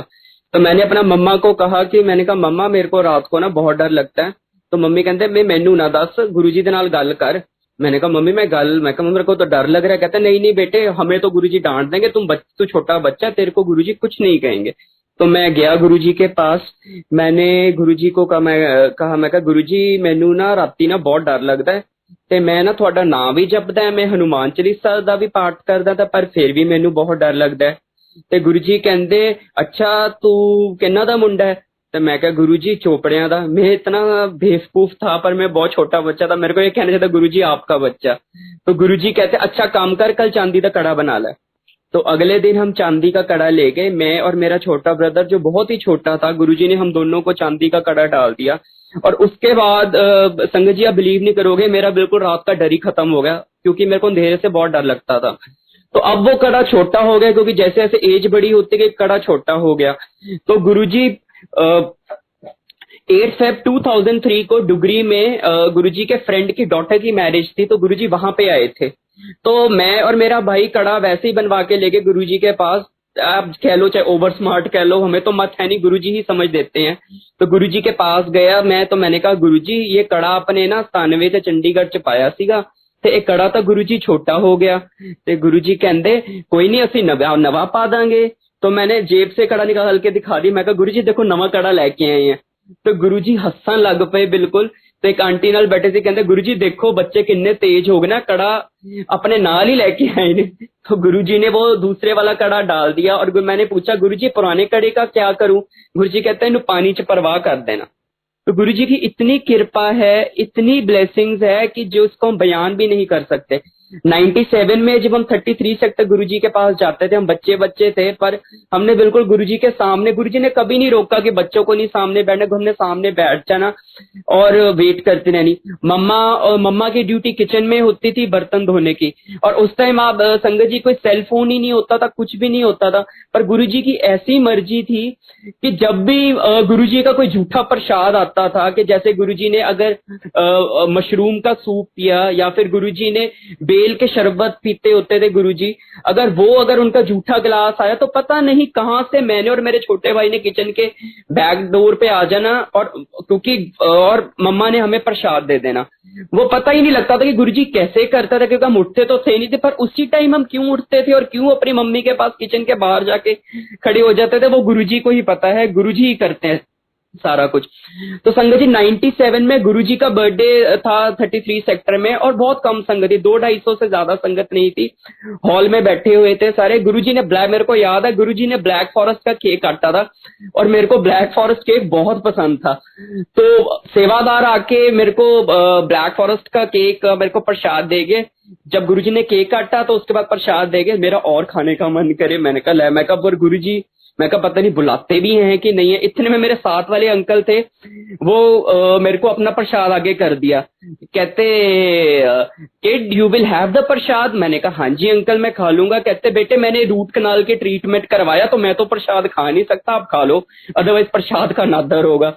तो मैं कहा गुरुजी कमाल कर दिया आपने, मेरा प्रसाद खाने का मन था और आपने साथ वाले अंकल का रूट कनाल करवा दिया कि वो प्रसाद ही ना खा सके। तो गुरुजी इतने दयालु हैं, इतने कृपा करते हैं जिसका हिसाब ही कोई नहीं। तो उसके बाद क्या हुआ संगत जी, 97 में गुरुजी 30 अक्टूबर के बाद गुरुजी चले गए। किसी को कुछ नहीं पता था कि कहाँ पे गए हैं गुरुजी। हमने मम्मा से रोज पूछना, मैंने और मेरे छोटे ब्रदर ने, कि मम्मा गुरुजी कब आएंगे कब आएंगे। तो मम्मा कहते नहीं बेटे गुरुजी आएंगे आएंगे। कि एक इतना ज्यादा गुरुजी के साथ प्यार था, प्यार अब भी है, और इतनी ब्लिस गुरुजी के संगत में जाकर जिसका कोई हम बयान ही नहीं कर सकते। तो गुरुजी के पास संगत जी जब हम एक बारी क्या हुआ, तो बिल्कुल जैसे मेरा स्कूल में जहाँ पे पढ़ता था 32 सेक्टर में, उसकी बिल्कुल सीधे सड़क जाती थी। एक बार मेरा ऑटो वाला बिल्कुल गुरुजी के घर के आगे से ले गया, एंड मैंने देखा कि गुरुजी छत पे खड़े हुए हैं, ब्लैक चोला डाला हुआ है गुरुजी ने, और मैं और मेरा भाई एकदम से ही हमने उच्ची से एक दूसरे, मैंने कहा भाई गुरुजी? कहता हाँ जी भाई गुरुजी। एंड मेरे को याद है कि वो उस दिन ट्यूसडे था और मेरा मैथ्स का यूनिट टेस्ट था, और मेरे उसमें फुल मार्क्स आए थे। तो गुरुजी कितने कृपालु, मन के अंदर एक भाव रखा गुरुजी के दर्शन करने का, और गुरुजी ने उस दिन ऐसा करिश्मा करा कि गुरुजी ने अपने दर्शन करवा दिए। तो ये कैसे कौन कर सकता है? ये मालिक ही कर सकता है। मालिक आपका भाव देखता है। एक बारी ऐसे ही मेरा बर्थडे था, तो मेरा बड़ा मन करे कि मैं गुरुजी के दर्शन करूं, पर मैं थोड़ा बड़ा हो गया था, 7th 8th में था, एंड क्लासेज, और मेरा जब बर्थडे सितंबर को आता था 23 सितंबर को, उस टाइम यूनिट टेस्ट होते थे। स्कूल के अंदर, तो पॉसिबल ही नहीं था कि हम दिल्ली, गुरुजी उस टाइम तक दिल्ली जा चुके थे। तभी गुरुजी का मैसेज आता है कि हिमाचल भवन में जस्टिस गिल की डॉटर की शादी है और गुरुजी वहां पे आएंगे। तो मैंने कहा ले भी, मैं कहा गुरुजी आएंगे। तो मैं गया गुरुजी के पास, मैंने गुरुजी को मत्था टेका, मैंने कहा गुरुजी, मन के अंदर ही बोला, बोल तो मैं सका ही नहीं कुछ, कि गुरुजी थैंक यू, मेरा बर्थडे था और आपने दर्शन दे दिए। तो मैंने फिर भी गुरुजी को कहा, मैं कहा गुरुजी आज तो मेरा बर्थडे है। गुरुजी कहते काका होता हो गया। तो गुरुजी ने इन्नी ਇਹੋ ਜੀ ਸਮਾਈਲ ਪਾਸ ਕੀਤੀ, ਇੰਨਾ ਹੱਸੇ ਗੁਰੂ ਜੀ, मैं ਉਹਨਾਂ ਦਾ ਫੇਸ ਹੁਣੇ ਵੀ नहीं भूल सकता कि मैं कहा Guru ji thank you thank you thank you कि आपने मेरे बर्थडे वाले दिन आपने मेरे को बुला लिया। उसके बाद संगत जी क्या हुआ कि जब हम उदयपुर का मेरे पापा ने सत्संग करा, हम वापस आ रहे थे, गुरुजी ने बोला हमारा बड़ा मंदिर दिखा दो। तो हम बड़ा मंदिर देखने चले गए। एंड बड़ा मंदिर हम देखने गए तो पता नहीं, हम बच्चे बच्चे शरारती थे, हम ऊपर शिवलिंग पे चढ़ गए। तो क्योंकि उस टाइम मंदिर बन नहीं रहा था, गुरुजी ने पता नहीं क्या समझ दी, तो नीचे आए तो मैं बहुत डांट पिटी बच्चों को, गुरुजी के पेरेंट्स से भी। तो पापा ने मेरे से पूछा कि बेटा तुम क्या करने गए थे ऊपर, तुम गिर जाता था कुछ। तो मैंने वो शिवलिंग के पीसेस पापा के आगे हाथ में रख दिए। मैं कहा पता नहीं पापा क्या हुआ, मेरे को लगा कि मेरे को ये पीसेस गुरुजी के शिवलिंग के ले आने चाहिए, और गुरुजी का ऐसे हुक्म था कि देखो ये मैं शिवलिंग के पीसेस ले आया। उसके बाद घर वाले शांत हो गए। तो उसके बाद गुरुजी का जो फर्स्ट बर्थडे जो गुरुजी ने बड़े मंदिर में जो बनाया था, वो गुरुजी ने 98 में बनाया था। मुझे अब तक याद है कि उस टाइम तक गुरुजी की गाड़ी नीचे बेसमेंट में जाती होती थी, हम बच्चे बच्चे ही थे एंड कोई इलेक्ट्रॉनिक नहीं थी। गुरुजी की कार आई, हम बच्चों ने वो जब गुरुजी अंदर चले गए तो हमने सरियों से वो कार को रिवॉल्विंग नीचे मैकेनिज्म था, पर वो अब इलेक्ट्रॉनिक नहीं हुआ था, हमने सरियों से उसको घुमाया कि गुरुजी की गाड़ी सीधे कर लें। एंड वो भी एक नजारा था। कम संगत थी बड़े मंदिर में, पर वो that was I would say कि बेस्ट टाइम जो गुरुजी के साथ जो हमने बिताया, कि गुरुजी की इतनी कृपा है कि जिसका हम बयान ही नहीं कर सकते। तो उसके बाद क्या हुआ कि एक बारी गुरुजी का मन में तो था, पर मैं थोड़ा बड़ा हो गया, 7th 8th में था, तो अब घर वाले भी नहीं दिल्ली इतना फ्रीक्वेंट मेरे को तो लेके जाते नहीं थे, खुद ही जाते थे, क्लास बड़ी हो गई थी, मेरे को या मेरे भाई को लेके जाते थे। एक बारी पता नहीं क्या हुआ, मैं अपनी एक बारी मैं ट्यूशन पे था, तो मैंने there were no cellular phones were very expensive, हम बच्चों को कहाँ पे मिलना था, पता नहीं मैंने घर ही फोन कर दिया एकदम से क्लास से। मैंने कहा कि मम्मा पता नहीं क्या बात थी, मैंने घर फोन कर दिया। कहते बेटे अच्छा हुआ तूने कर दिया, हम तो भूल ही गए थे, गुरुजी आए हुए हैं, नारंग अंकल जो IRS नारंग अंकल हैं, उनके घर गुरुजी 39 सेक्टर में आए थे। तो कहते गुरुजी आए हुए हैं, तो बर बेटे पता नहीं कितनी देर होगा, अब तेरे को खुद ही आना पड़ रहा है, हम नहीं तेरे को लेके आ सकते। मैंने कहा कोई बात नहीं मम्मा, मैं खुद ही आ जाऊंगा। मेरे को नहीं पता मैं 10-12 किलोमीटर कैसे साइकिल पे गया, वहां पहुंचा, गुरुजी ने लंगर के लिए भेज चुके थे, गुरुजी ने इशारा करा कि बैठ जाओ, सामने जाके बैठ जाओ। मैं बैठ गया, गुरुजी ने मेरे को 2 बारी प्रसाद दिया। उसके बाद इतने में जो पॉलिटिशियन है भट्टल वो आए, तो गुरुजी कहते आजो CM मैडम, ਤੇ ਉਹ ਕਹਿੰਦੇ गुरुजी हल्ले ਤਾਂ इलेक्शन होने ने, कहते बस तेनू कहता। तो वो भट्टल उस टाइम CM नहीं बनी थी, 2.5 सालों बाद भट्टल डिप्टी CM बनी थी। और मेरे को अब तक याद है कि गुरुजी से मैंने उस दिन अपने पेन भी ब्लेस करवाए थे, मेरे एग्जाम्स आने वाले थे, तो मैंने अपने पेन भी गुरुजी से ब्लेस करवाए थे। उसके बाद संगत जी गुरुजी ने क्योंकि मेरे को बोला कि लॉ करने के लिए, मेरी कोई तैयारी भी नहीं थी, मैंने बिना मेरी GK थोड़ी अच्छी है, डिसेंट है, तो मैंने पेपर दिया, मेरा 18वां रैंक आ गया, तो मैंने लॉ के अंदर एडमिशन ले ली। गुरुजी के हुक्म से ही हुआ सारा कुछ, मेरा तो उसमें कुछ भी नहीं था। तो उसके बाद संगत जी क्या हुआ कि मेरे लॉ के एग्जाम का जब मेरा फाइनल ईयर था, तो उस टाइम इलेक्शंस थे और मैं खड़ा हो गया लॉ डिपार्टमेंट में, और गुरुजी तो मेरे को लगे डर, मैंने कहा कि ले गुरुजी इलेक्शंस में खड़ा हो गया, पता नहीं मैं जीतूंगा हारूंगा क्या होगा। तो गुरुजी का ड्रीम आता है, गुरुजी उस टाइम तक चोला छोड़ चुके थे, गुरुजी का ड्रीम आता है काका कोई नहीं तो कल जीत जाएगा, अगले दिन मैं जीत गया। चलो संगत जी उसके बाद क्या हुआ, मेरा एग्जाम था, इनकम टैक्स का एग्जाम था, जब मैं इलेक्शन जीत गया, डिपार्टमेंट रिप्रेजेंटेटिव बन गया अपने कॉलेज का, लॉ डिपार्टमेंट गुरुजी की कृपा से। तो था, तो गुरुजी का मेरे को ड्रीम आता, मेरा पेपर नहीं अच्छा हुआ, गुरुजी का मेरे को ड्रीम आता है, कहते काका तेरी ना इस पेपर च ना रीअपीयर आएगी। तो मैंने कहा गुरुजी आप ये क्या बात बोल रहे हो, मैं कहा, कहते काका नहीं तेनू कहता तेरी रीअपीयर आएगी, पर तेरी रीवैल्यूएशन से ना पेपर क्लियर हो जाएगा। मैं कहा गुरुजी मेरी तो बेइज्जती बड़ी हो जानी, क्योंकि मैं लगातार अपने कॉलेज का स्टूडेंट ऑफ द ईयर सीगा। तो मैं कहा गुरुजी मेरी तो बेइज्जती बहुत होनी है।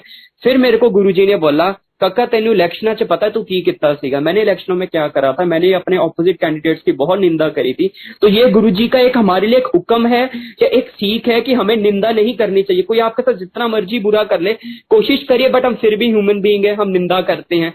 तो ये एक हुक्म था, गुरुजी की मर्जी थी, मेरी पेपर में रीअपीयर आई, और मेरे को उसके बाद रीअपीयर का एग्जाम भी नहीं देना पड़ा, मेरे रीवैल्यूएशन में पेपर भी क्लियर हो गया। और बहुत कम सिर्फ 3 बच्चों का कॉलेज में रीवैल्यूएशन में क्लियर हुआ था, और जिसमें मैं था। तो ये गुरुजी की ही मर्जी थी कि गुरुजी कैसे करते हैं वही सब कुछ। अब संगत जी जो मैं आपको बात था कोविड का, अब आपको सबको पता है कि कोविड का टाइम है। तो संगत जी लास्ट ईयर 2020 की बात है कि मेरे को ड्रीम आता है कि मेरे छोटे ब्रदर को कोविड हो गया है। That was in the month of February। तो मैंने February 2020 एंड मैंने अपने भाई को बोला, मैंने कहा कि भाई मेरे को ड्रीम आया, गुरुजी का हुक्म हुआ है कि तेरे को ना कोविड होगा, तू ठीक हो जाएगा। और उस टाइम संगत जी कोविड का कुछ नहीं था, सिर्फ चाइना में ही था, कुछ भी नहीं था, पर गुरुजी की मर्जी। उसके बाद क्या हुआ, इन द May 2020 जब लॉकडाउन लगा हुआ था, तो मेरे को ड्रीम आता है कि गुरुजी बैठे हुए हैं येलो चोले में, और गुरुजी कह रहे हैं, और गुरुजी बैठे हुए हैं, और मेरी मम्मा गुरुजी के पास जाते हैं और कहते हैं गुरुजी एक काम करो, आप ना जितने भी दुख है ना मैनू ना एक बारी ची दे दो, ते बाद च मेरी लाइफ च ना सुख ही सुख रहे। तो मैं मैंगो खा रहा हूँ, गुरुजी संगत को मैंगो प्रसाद है, मैं गुरुजी की तरफ देखता हूँ और गुरुजी मेरी मम्मा को डांटते हैं, कहते तू कमली है संता तो दुख मंगदी पई है। और मैंने गुरुजी बोला गुरुजी माफ कर दो, मम्मा को पता नहीं उन्होंने क्या बोल दिया। तो गुरुजी मेरे तो स्माइल करते हैं। अगस्त में गुरुजी संगत जी मेरे को ड्रीम आता है कि मैं पीजीआई के कोविड वार्ड से वापस आ रहा हूँ, एंड गुरुजी ने मेरे को ठीक कर दिया। एंड गुरुजी जैसे ड्रीम आया था वही हुआ, हमारी सारी फैमिली को कोविड हो गया in the month of October. My father was in Fortis for 1 week. मेरे ग्रैंडफादर 2 हफ्तों के लिए आईवी हॉस्पिटल में थे, और मेरे को 10 अक्टूबर को 106 बुखार था। एंड मेरे बचने का जो अपनी जिंदगी की जो वो था, मेरे को अच्छा टाइम मेरे आंखों के आगे घूमने लगा जो गुरुजी के साथ मैंने बिताया था। और मैंने गुरुजी के आगे अरदास करी, मैंने कहा गुरुजी अगर आपने लेकर जाना है तो ले जाओ, बट गुरुजी मैं जीना चाहता हूँ। वो गुरुजी की ही कृपा है कि गुरुजी ने मेरे को नई लाइफ बख्शी 10 अक्टूबर को, जिसके कारण मैं उठ खड़ा हुआ। गुरुजी ने बता दिया था पहले कि दुख आएगा और तुम ठीक भी हो जाओगे। इसी के बाद गुरुजी, क्योंकि मेरे को ड्रीम आया था मेरे भाई को भी होना है, मेरे भाई को भी दिसंबर के अंदर कोविड हो गया, और उसको भी संगत जी गुरुजी ने ही ठीक करा। तो संगत जी गुरुजी कह के गए थे कि आने वाला टाइम बहुत औखा है। मेरे को याद है एक बार हम छोटे छोटे बच्चे थे 33 सेक्टर में, गुरुजी ने बाहर भेज दिया, हम बाहर थे तो उसी टाइम लाइट चली गई, रात का टाइम था, सिर्फ 5-6 संगत बैठी हुई थी जिसमें मेरे मम्मी पापा भी थे। तो गुरुजी कभी प्रवचन नहीं करते होते थे, कभी भी नहीं करते थे, पर उस टाइम गुरुजी की मौज थी। तो गुरुजी सत्संग कर रहे, कहते ਤੁਹਾਨੂੰ पता नहीं आने वाला टाइम कितना माड़ा हैगा, एड्स वर्गी बीमारियां तो कुछ भी नहीं हैगी, इसको ज्यादा औखा टाइम आएगा, पर बचेगा वो कि जेड़ा अपनी सोच पॉजिटिव रखेगा ते रब दा नाम लेगा। तो संगत जी हम अब भी वही देख रहे हैं, कोविड है, कितना मुश्किल का समय है संगत के लिए भी, पर एक गुरुजी के साथ यादें जुड़ी हुई हैं। एक मैं बड़े मंदिर वालों का शुक्रिया अदा भी करना चाहता हूँ कि इतने मुश्किल के समय के अंदर वो संगत के सत्संग करवा रहे हैं, जिससे संगत को पॉजिटिविटी आती है। तो संगत जी मैं यही कहूंगा कि गुरुजी के साथ जुड़े रहो, एंड गुरुजी ने ही सब कुछ करना। अब मैं एक बहुत फनी सी आपको बात बताऊंगा कि मेरे पिछले कितने सालों से गुरुजी के साथ, आप कह लो एक शिकायत ही है, गुरुजी से एक बात थी कि गुरुजी मेरी आपके साथ कोई फोटोग्राफ नहीं है, कोई वीडियो के अंदर नहीं में आता, कभी भी नहीं आता। हुआ क्यों, मेरी मम्मी की गुरुजी के साथ संगत के साथ फोटो है, जो पहले गुरुजी के बड़े मंदिर में राइट हैंड साइड पे लगी हुई थी, अब वो एम्पायर स्टेट में राइट हैंड साइड पे लगी हुई, जिसमें मेरी मम्मा बैठी हुई है। मेरे पापा कुछ वीडियोस में आते हैं डुबरी में, एक वीडियो में मेरे पापा गुरुजी को पक्का जल रहे हैं, ये वीडियो है 2005 की। और किसी में मेरा भाई भी है क्लेयर फार्म्स वाली वीडियो में, और मेरी कोई भी फोटो नहीं थी, क्योंकि क्या होता है गुरुजी का जब सत्संग होता था, यूजुअली मैं बच्चे तो था, पर मेरे को गुरुजी ने ही मत दी थी सेवा के, मैं सेवा कर रहा होता था। तो मैं सेवा कर रहा होता तो मैं कभी बाहर होता था, पर कभी भी ऐसे जी के साथ नहीं थी। इसी साल की बात है संगत जी कि गुरुजी कैसे बात सुनते हैं। मेरे को किसी ने वीडियो का लिंक भेजा जिसमें पापा गुरुजी को पक्का जल रहे थे यूट्यूब पे, और कहते कि ये चोपड़ा अंकल है। मैंने कहा हाँ जी। मैंने उस बंदे की आगे की यूट्यूब पे वीडियोस देखी, तो एक वीडियो के अंदर डुगरी की वीडियो में मैं बहुत 2 से 3 सेकंड के लिए आता हूँ। तो मैंने अपनी मम्मा को बोला, मैंने कहा मम्मा ये देखो इस वीडियो में तो सिर्फ 2-3 सेकंड के लिए हूँ, पर चलो गुरुजी का शुक्र है कि मैं 2-3 सेकंड के लिए तो हूँ इस वीडियो के अंदर। और मैंने कहा मम्मी ये तो वहां पे शादी की वीडियो थी, और अब मैं ऐसे कपड़े डाल के गया था गुरुजी के यहाँ पे शादी में, कपड़े मैंने डिसेंट डाले हुए थे। और मम्मा कहते बेटे तुम्हारा तो पता नहीं, मैंने तो अपने बहुत अच्छे कपड़े पाए हुए, ये देख लो तुम। तो चलो मैंने कहा चलो गुरुजी मेरे को 3 सेकंड के लिए वीडियो में तो आया। उसके बाद क्या होता है संगत जी, अगले दिन मैं अमृतसर जा रहा था, तो मैंने उसी जो उन अंकल की जो लिंक था उसमें मैंने और वीडियोस देखी। तो वीडियो मैंने देखी बैसाखी की 98 की।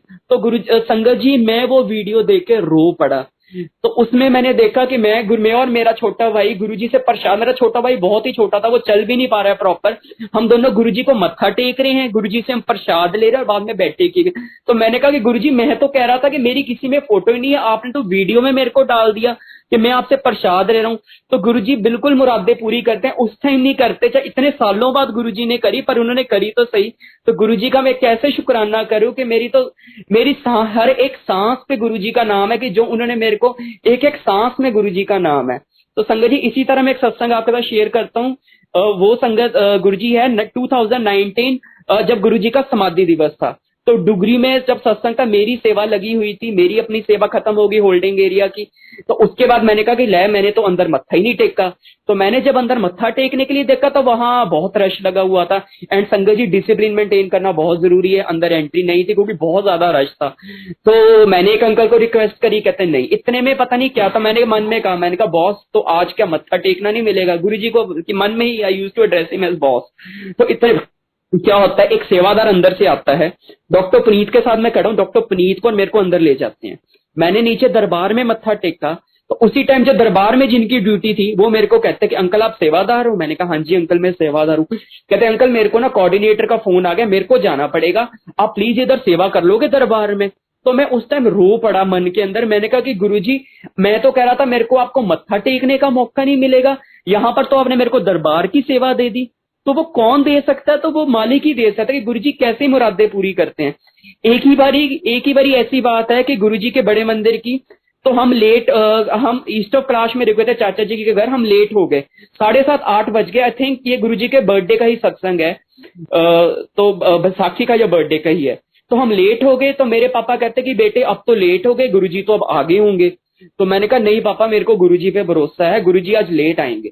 तो मन के अंदर मेरा भाई और मेरे पापा को यकीन नहीं था, तो मैंने कहा मेरे को और मेरी मम्मा को तो यकीन है। मैं कहा अब चलो फटाफट, हम वहां पे पहुंचे। उस दिन संगत जी हम पहुंचे 9:15-9:20 पे पहुंचे, उस टाइम आरती चल रही थी।